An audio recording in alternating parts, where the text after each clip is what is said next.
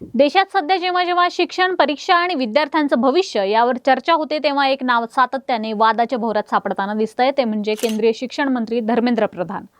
नीट म्हणजेच NTA कडून घेतल्या जाणाऱ्या परीक्षांमधील कथित गैरव्यवहार, पेपरफुटीचे आरोप आणि त्यामुळे लाखो विद्यार्थ्यांच्या आयुष्यात निर्माण झालेला अंधकार या सगळ्या पार्श्वभूमीवर आज संपूर्ण देशातून एकच आवाज उठतोय, धर्मेंद्र प्रधान यांनी राजीनामा द्यावा.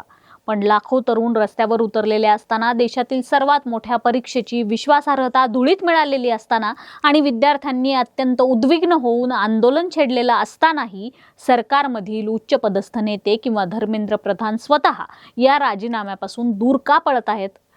एका मंत्र्याच्या खुर्चीपेक्षा किंवा एका नेत्याच्या राजकीय भवितव्यापेक्षा देशातील कोट्यावधी विद्यार्थ्यांचं भविष्य स्वस्त झालंय का?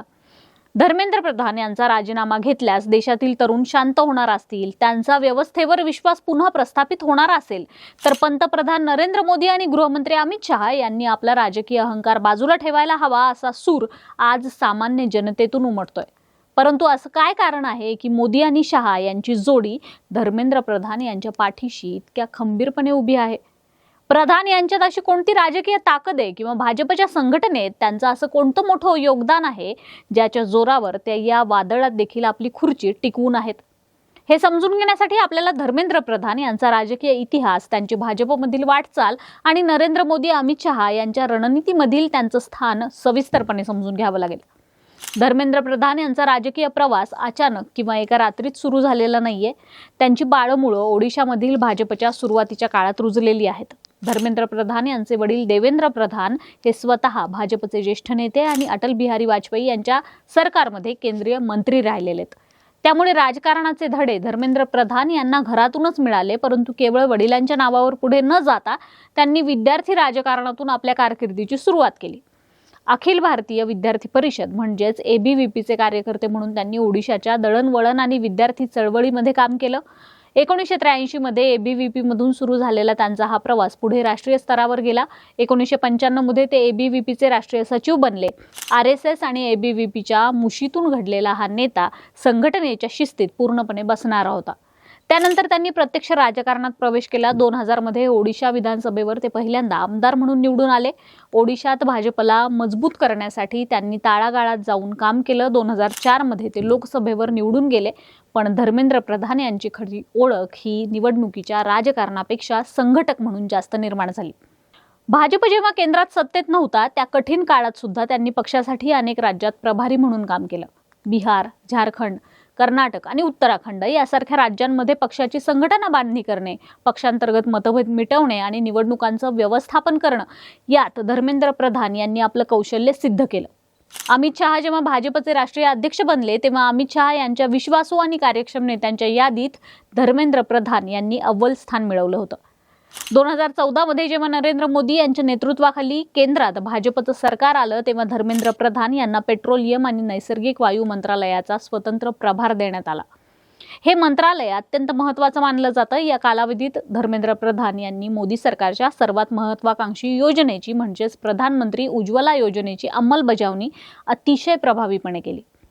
ग्रामीण भागातील कोट्यावधी महिलांपर्यंत LPG गॅस सिलेंडर पोहोचवण्याचं काम धर्मेंद्र प्रधान यांच्या नेतृत्वाखाली झालं. 2019च्या लोकसभा निवडणुकीत भाजपने आणि मोदींनी उज्ज्वला योजनेचा प्रचार मुख्य हत्यार म्हणून वापरला होता आणि त्याचा प्रचंड राजकीय फायदा भाजपला झाला.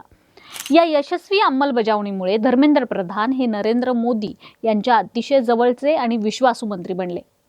कामाचा धडाका, वाद टाळून दिलेल्या जबाबदाऱ्या पार पाडणे आणि पक्षश्रेष्ठींच्या आदेशाचे तंतोतंत पालन करणे या गुणांमुळे ते मोदी-शहा जोडीचे संकटमोचक आणि विश्वासू शिलेदार बनले. 2021 मध्ये धर्मेंद्र प्रधान यांच्याकडे केंद्रीय शिक्षण मंत्रालयाची जबाबदारी सोपवण्यात आली.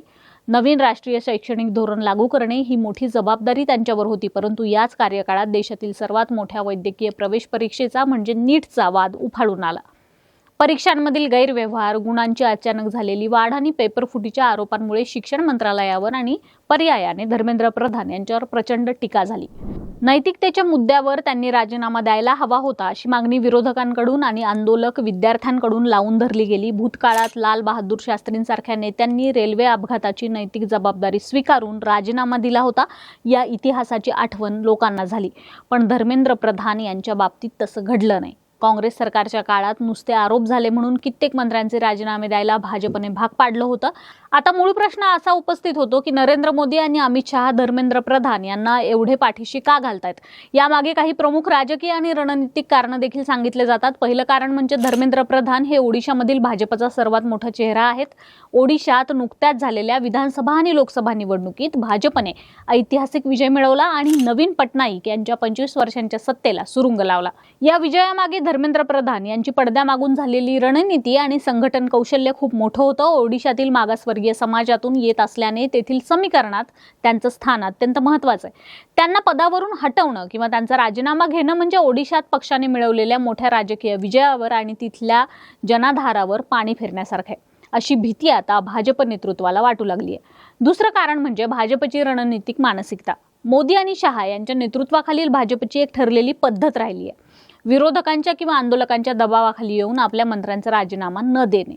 विरोधकांनी मागणी केली आणि सरकारने राजीनामा घेतला तर तो सरकारचा पराभव मानला जाईल आणि त्यातून सरकार कमजोर असल्याचं चित्र निर्माण होईल, असा संदेश जाऊ नये म्हणून भाजप नेतृत्व सहजासहजी राजीनामे घेत नाही. तिसरं कारण म्हणजे धर्मेंद्र प्रधान यांचा संघाशी असलेला जुना आणि घट्ट संबंध. राष्ट्रीय स्वयंसेवक संघाच्या मुशीतून आलेले नेते सहसा संकटसमयी पक्षश्रेष्ठींकडून जपले जातात.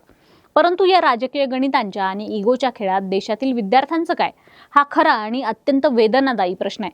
विद्यार्थी जेव्हा रात्रंदिवस अभ्यास करून स्वतःचे आणि पालकांचे स्वप्न उराशी बाळगून परीक्षेला बसतात आणि ऐनवेळी परीक्षेतील घोटाळे समोर येतात, तेव्हा त्यांचा संपूर्ण व्यवस्थेवरून विश्वास उडतो. मंत्र्यांची खुर्ची, पक्षाची प्रतिमा आणि निवडणुकीची गणितं यापेक्षा देशातील तरुण पिढीचा विश्वास आणि भवितव्य हे कधीही मोठे असले पाहिजे. नैतिकतेची व्याख्या केवळ सत्तेत राहणं ही असूच शकत नाही. जर धर्मेंद्र प्रधान यांच्या राजीनाम्यामुळे विद्यार्थ्यांना हा संदेश गेला असता की सरकार खरोखरच त्यांच्या पाठीशी आहे आणि चुकीच्या गोष्टींची जबाबदारी स्वीकारायला तयार आहे, तर कदाचित विद्यार्थ्यांमधील असंतोष कमी झाला असता. परंतु हे सरकार साधे चर्चा करायला देखील उपोषणकर्त्यांसमोर येत नाहीत. एवढा मोठा मोर्चा संसदेवर निघाला असताना देखील जे.पी. नड्डा यांच्यासारखे नेते आंदोलकांशी चर्चा करायची म्हणून शिष्टमंडळाला बोलावून घेतात. त्यांना तब्बल 2 तास वेटिंगवर ठेवून नंतर 10 मिनिटच त्यांच्यासोबत चर्चा करतात. या चर्चेत देखील शिष्टमंडळाला ठोस आश्वासन दिलं जात नाही. जेव्हा सरकार आणि सत्ताधारी पक्ष आपल्या नेत्यांचा बचाव करण्यासाठी संपूर्ण ताकद पणाला लावतात, तेव्हा देशातील तरुणांना वाटू लागतं की त्यांच्या भविष्यापेक्षा राजकीय नेत्यांची प्रतिष्ठा आणि अहंकार अधिक महत्त्वाचा मानला जातोय. धर्मेंद्र प्रधान यांचा भूतकाळातील संघटनात्मक प्रवास कितीही चांगला असला किंवा त्यांनी पक्षासाठी कितीही मोठं योगदान दिलेलं असलं तरी वर्तमानातील निष्काळजीपणा आणि गैरव्यवहाराची जबाबदारी टाळता येत नाही. नरेंद्र मोदी आणि अमित शहा यांनी आपल्या सहकार्याला वाचवण्यापेक्षा देशातील विद्यार्थ्यांच्या वेदना समजून घेणं आणि राजकीय अहंकार बाजूला ठेवून कठोर निर्णय घेणं ही काळाची गरज बनली आहे. कारण शेवटी देश नेत्यांमुळे नाही तर देशातील तरुणांच्या भविष्यावर उभा राहतो. बाकी या संपूर्ण प्रकरणाबद्दल तुम्हाला काय वाटतं? तुमची मतं आम्हाला कमेंट करून नक्की सांगा. कार्यारंभवर नवे असाल तर सबस्क्राईब करायला विसरू नका. व्हिडिओला लाईक आणि शेअर करा. कार्यारंभ डिजिटल या आमच्या फेसबुक आणि इन्स्टा पेजला फॉलो करा. धन्यवाद.